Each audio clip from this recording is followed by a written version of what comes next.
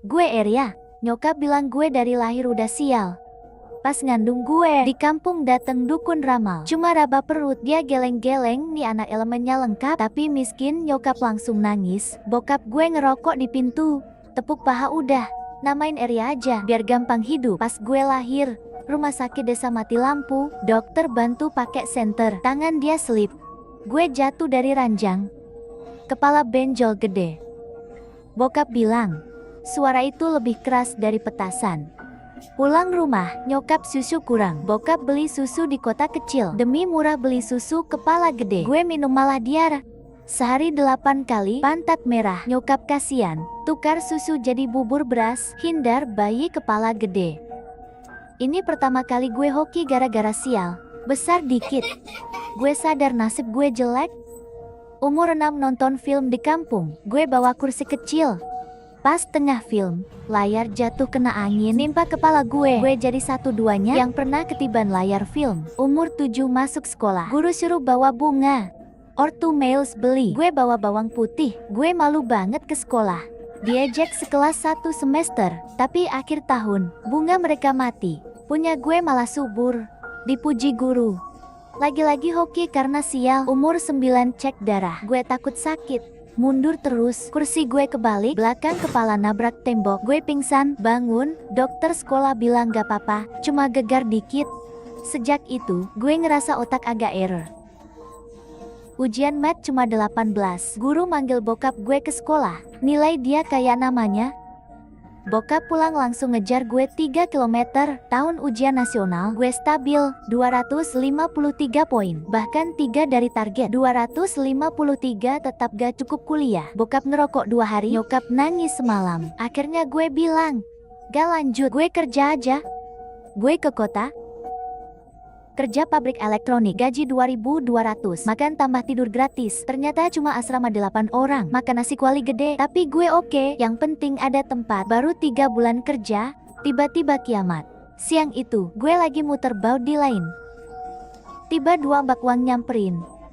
Bisik, Eria, lihat berita belum? Virus baru dari luar. Cepet banget nyebar, banyak yang mati. Temen lain ngejek. Tiap tahun hoax gini. Ngapain percaya? Tapi gue kaget dikit. Gue pernah lihat video. Kota luar negeri.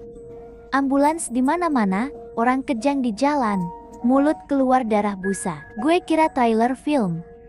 Gue komen santai. Ini cegai Hollywood ya? Sekarang mikir, mungkin itu bukan cegai. Gue cari berita diam-diam. Isinya kabar buruk semua. Mati banyak banget, gak ada obat. Nyebar lewat udara. Masa inkubasi udah nular. Pemerintah darurat. Semua disuruh isolasi, gue langsung kabur. Mending mati di luar, daripada di pabrik. Bulyu tanya kenapa resign. Gue bilang, kiamat datang. Dia lihat gue kayak orang gila. Tanda tangan aja, deposit gak balik. Gue pernah deposit, ya udah sana pergi. Gue beresin barang, cuma tas kecil, baju tambah charger. Keluar asrama, ketemu kepala pabrik, ngomong soal dia. Gue emosi, namanya Cien, 40-en, botak setengah, perut buncit, selalu kemeja putih dari hari pertama. Dia udah gak suka gue cuma injek tensimeter dia pas medical check. Itu juga udah mau rusak. Sejak itu, dia balas dendam terus. Makan siang gue dikit, cuma setengah sendok. Asrama gue 8 orang. Temen lain 6 orang. Pernah lembur sampai 10. Ketiduran di meja. Gue didenda 50. Alasan? Tidur jam kerja. Lebih parah lagi pas mid autumn. Dapet kado pabrik. Dia bilang, belum 3 bulan, gak dapet. Gue tanya aturan mana? Dia tunjuk kepala. Aturan gue di sini. Sebelum pergi, aku harus bikin dia kesal. Aku masuk ke ruang bos pabrik. Dia lagi selonjor lihat HP. Lihat aku. Dia angkat alis. Aku tarik napas. Dengan nada paling tulus ku bilang, Pak Cien, aku resign. Makasih atas bimbingannya. Sebelum pergi, aku mau bilang, Anda bos terbaik yang pernah kutemui. Dia bengong, lalu senyum tipis. Masih tahu diri. Jadi aku siapkan hadiah kecil. Aku keluarkan kertas A4 dari tas.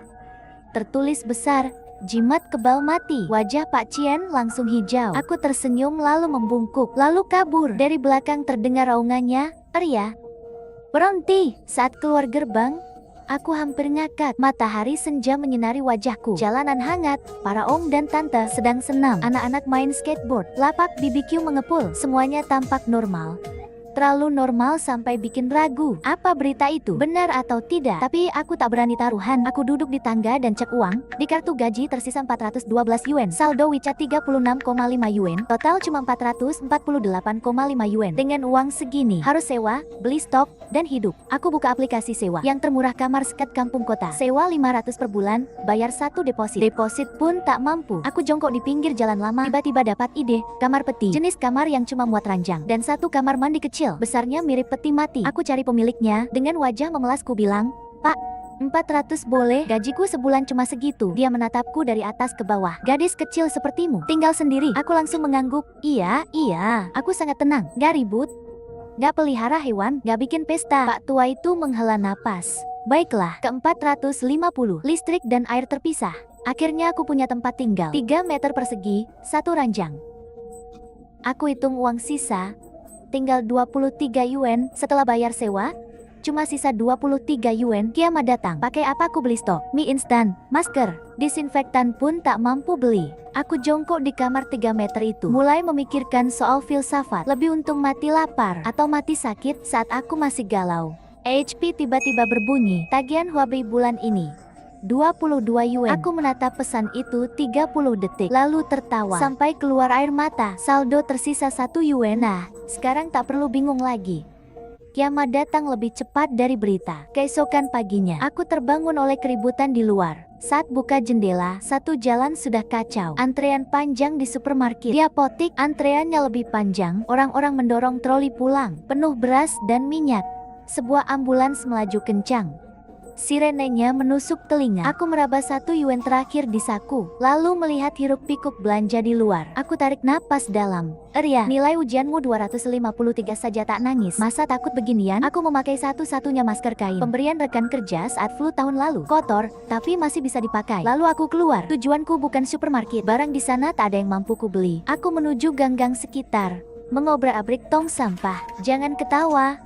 Sampah memang punya harta. Aku menemukan belasan botol air mineral. Dicuci bisa buat simpan air. Juga 2 kardus bekas paket. Dibentang bisa jadi alas anti lembab.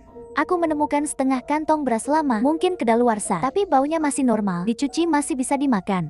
Yang terpenting, di satu kantong sampah, aku menemukan 3 bungkus acar sawi masih segel. Dan sebungkus jamur kuping kering. Mungkin dibuang saat bersih gudang. Jackpot. Aku membawa semua hasil buruanku ke kamar, menghitungnya satu persatu seperti si pelit. Sore itu, aku merasa jadi orang terkaya di dunia. Hari-hari berikutnya, aku hampir tak keluar. Setengah kantong beras itu kubuat bubur. Segenggam beras untuk sepanci air. Encer sampai bisa bercermin. Dimakan dengan acar yang kriuk-kriuk. Kadang tambah beberapa jamur kuping. Itu sudah dianggap makan mewah. Hari ke-8 habis. Aku mengeruk panci rice cooker sampai bersih. Butir yang terkumpul pun tak cukup nyelip gigi. Acarnya sudah habis. Jamur tinggal 3 kuntum. Aku jongkok menatap panci kosong. Otakku berputar cepat. Keluar terlalu berisiko. Tak keluar, mati lapar. Aku menggertakkan gigi, memakai masker, lalu mengacak tong sampah lagi. Kali ini tak dapat apa-apa. Namun di satu sudut, aku menemukan sekantong kulit kacang. Seseorang makan kacangnya lalu buang kulitnya. Aku memungut dan mencucinya, lalu merebus air kulit kacang. Rasanya seperti air bekas lap, tapi setidaknya masih ada aroma kacang. Perutku masih agak kenyang. Hari ke-9, air kulit kacang juga habis. Perutku keroncongan. Aku rebahan tak bergerak. Hemat energi demi bertahan. Saat hampir putus asa, terdengar suara di luar. Aku mengintip dari celah pintu. Ternyata Pak Kos. Dia pakai masker dan sarung tangan. Membawa kantong plastik, ditaruh di depan pintu, lalu pergi. Setelah langkahnya menjauh, aku membuka pintu dan mengambilnya. Isinya mie kering, 2 mentimun, sekantong kecil garam, dan secarik kertas. Tulisan miringnya berbunyi, "Nak, hidup sendiri berat, makan hemat ya." Saat itu hidungku terasa perih. Air mataku menetes ke kertas. Aku tak percaya takdir, tapi saat itu, meski Apes lebih dari 20 tahun, Tuhan masih sisakan keberuntungan. Berkat bantuan Pak Kos itu, aku bertahan beberapa hari. Tapi ini bukan solusi lama. Pak Kos juga miskin. Aku pernah lihat dia memulung saat hujan. Aku tak bisa terus bergantung. Aku mulai berpikir saat terdesak. Otak jadi lebih tajam. Aku membelah botol air mineral. Bagian bawah kuisi tanah taman. Kucampur kulit telur dan air cucian beras. 1 mentimun kuiris tipis lalu kutanam. Ku siram tiap hari, dan ku jemur di jendela. Aku tak tahu bisa tumbuh atau tidak, tapi pernah lihat orang menanam tomat begitu. Coba saja siapa tahu. Beberapa hari kemudian, keajaiban terjadi. Di dalam botol itu, irisan mentimun benar-benar bertunas. 2 daun kecil setipis kertas, hijau berkilau, bergoyang di bawah matahari. Aku jongkok di depannya, menatap 2 daun itu 10 menit. Hatiku terasa tenang, seolah selama tunas ini hidup, aku juga akan hidup. Hari ke-21, ayah menelepon. Sinyalnya buruk, tapi aku dengar jelas. Ayah dan ibu di gunung. Masih aman, Arya. Kalau terjadi apa-apa, jangan tahan sendiri, pulanglah. Ayah menunggumu di gunung. Setelah telepon ditutup, aku memeluk HP dan menangis. Bukan karena takut, tapi karena ada yang menungguku. Sejak hari itu, aku tak rebahan lagi. Semua barang berguna, ku tata ulang. Baju dipotong jadi tali. Botol plastik jadi wadah. Kaleng jadi kompor sederhana saat lapar.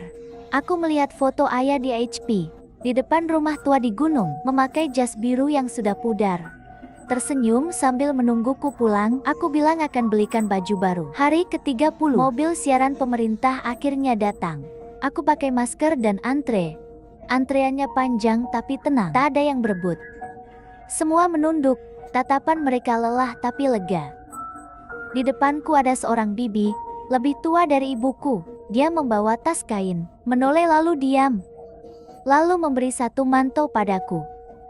Nak, makanlah, jangan sampai lapar. Aku hampir menangis lagi. Sepanjang jalan ini, aku menangis lebih sering dari 10 tahun terakhir. Bantuan yang kudapat adalah beras, beberapa bungkus mie, garam dan sabun. Memeluknya lebih tenang daripada pegang uang. Di jalan pulang, aku mengetuk pintu Pak Kos, lalu memberi mantau dan setengah kilo mie padanya. Ini untuk Bapak, terima kasih atas bantuan waktu itu. Dia terdiam, matanya sedikit merah. Nah, kamu saja belum kenyang, masih memikirkan orang lain. Aku tersenyum, tak apa. Aku masih punya bibit mentimun. Padahal baru 4 daun. 2 bulan kemudian, wabah akhirnya terkendali. Hari pembukaan kembali. Suara petasan terdengar. Ada yang menari di balkon. Ada yang bernyanyi vals keras-keras. Sampai terdengar jauh. Pintu diketuk. Aku membukanya. Di luar berdiri mantan bos pabrik. Tubuhnya lebih kurus. Lemaknya hampir hilang. Kacamatanya pecah. Ditempel lakban. Membawa 2 dus susu dan buah. Ekspresinya canggung. Arya, soal dulu, maaf ya. Katanya dia terbaring lebih sebulan.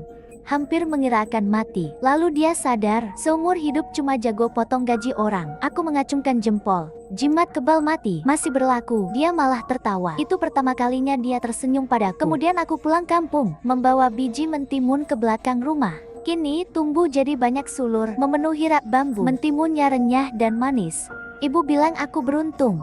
Kiamat tak bisa mengalahkanku, malah belajar bercocok tanam. Ayah bilang aku keras kepala, raja neraka pun menghindariku. Aku tak membantah, karena takdir. Mungkin saja, menurutku itu karena mantau, mie, dan mentimun. Karena bibi yang baik hati itu. Karena catatan dari Pak Kos. Karena maaf dan susu dari Bos Cien. Karena kata ayah, ayah tunggu di gunung. Itulah yang membuatku bertahan. Kalau kiamat mengajariku sesuatu, punya uang, punya makanan, punya orang tersayang. Jika 3 itu ada, tak ada yang ditakuti. Sayang, aku masih tak punya uang, tapi tak apa, karena masih ada mentimun.